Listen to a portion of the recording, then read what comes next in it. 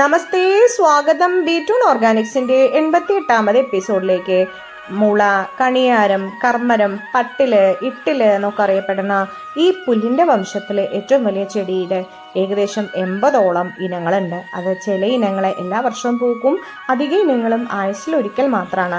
ഇതിൻ്റെ ആയുസ് എന്ന് പറയുന്നത് 24 തൊട്ടിട്ട് 32 വർഷം വരെ ജീവിക്കുന്നുണ്ട്. മുളയുടെ അരി വിത്ത് പാകമായി കഴിഞ്ഞതോടെ മുള ഉണങ്ങും. പുതിയ അരിയിൽ നിന്നാണ് പിന്നെ മുളകളുണ്ടാവുക.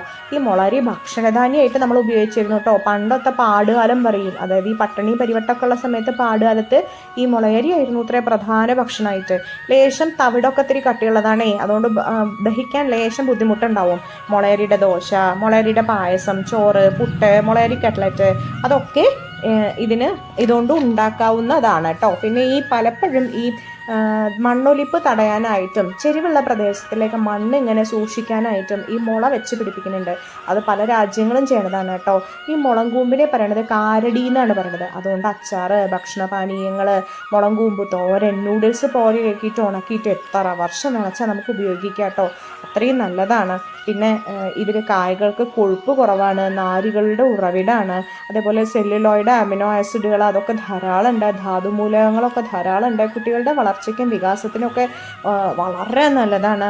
മുളയിൽ സെലീനിയം എന്ന് പറയുന്ന ഘടകം മിറാക്കിൾ ലൈഫ് എലമെൻ്റ് എന്നാണ് അറിയപ്പെടുന്നത്. അതേപോലെ ജെർമാക്ലീനിയം പറയണ നമ്മുടെ ഇതിലുള്ളൊരു മൂലകം മനുഷ്യകോശത്തിനെ ഭയങ്കര ഇഫക്റ്റീവ് ആക്കുന്നുണ്ട്. ഈ മികച്ച കാർബൺ ആഗിരണം, അതായത് പുറത്തു കൂടെ ഉള്ള കാർബൺ ആഗിരണം ചെയ്യാനുള്ള ശേഷിയാണ് ഇതിനെ പ്രശസ്തമാക്കുന്നത് കേട്ടോ. പിന്നെ ഹിരോഷിമയിലും നാഗസാക്കിയിലും ഒക്കെ ആ സ്ഫോടനത്തിനെ പോലും അതിജീവിച്ച ആൾക്കാരാണ് നമ്മുടെ മുളകൾ. അതുകൊണ്ട് തന്നെ ശക്തിയുടെയും പ്രതിരോധ ശേഷിയുടെയും പ്രമോഷനായിട്ട് നമ്മൾ ഈ മുളങ്കൂമ്പുകളും മുളയുടെ കാര്യങ്ങളും ഉപയോഗിക്കാറുണ്ട്. ദഹനാരോഗ്യത്തിനെ പിന്തുണയ്ക്കുന്നുണ്ട്. ഈ നാരുകൾ ധാരാളം അടങ്ങിയിരിക്കണോണ്ട് തന്നെ നമ്മുടെ മലവിസർജനത്തിനെ നിയന്ത്രിക്കുന്നുണ്ട്, മലബന്ധം തടയുന്നുണ്ട്, വയറ് വീർക്കുന്നുണ്ട്, ദഹന സംബന്ധമായിട്ടുള്ള അസ്വസ്ഥതകളൊക്കെ കുറയ്ക്കുന്നുണ്ട്, അസ്ഥികളെയും നാഡികളെയും ശക്തിപ്പെടുത്തുന്നുണ്ട്. ഇത് പതിവായി കഴിക്കുന്നത് ഓസ്റ്റിയോപൊറോസിസ് എന്ന് പറയുന്ന ഒരു അസുഖമുണ്ട്, എല്ല് പൊടിയണത്, അത് മെച്ചപ്പെടുത്തുന്നുണ്ട്. ചലനശേഷി, എല്ലുകളുടെ തന്നെ ചലനശേഷി മെച്ചപ്പെടുത്തുന്നുണ്ട്. പിന്നെ anti microbial, anti inflammatory property ഉണ്ട് കേട്ടോ. ശരീരഭാരം നിയന്ത്രിക്കാനൊക്കെ ഈ മുളങ്കൂമ്പ് നമുക്ക് ഉപയോഗിക്കാം.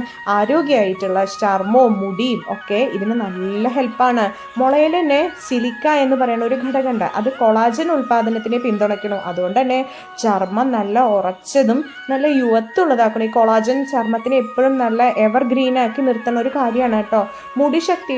മുടിയുടെ ശക്തി കൂട്ടുകയാണ് ചെയ്യുന്നത്, മുടിയുടെ ശക്തിപ്പെടുത്തുക എന്ന് പറയാം. പൊട്ടലൊക്കെ ഉണ്ടാവുന്ന ആൾക്കാരുണ്ട്, അതിനൊക്കെ ബെസ്റ്റ് ആട്ടോ. മറക്കല്ലേ, ഇനി മുള ഒരു ചെറിയ കാര്യമല്ല.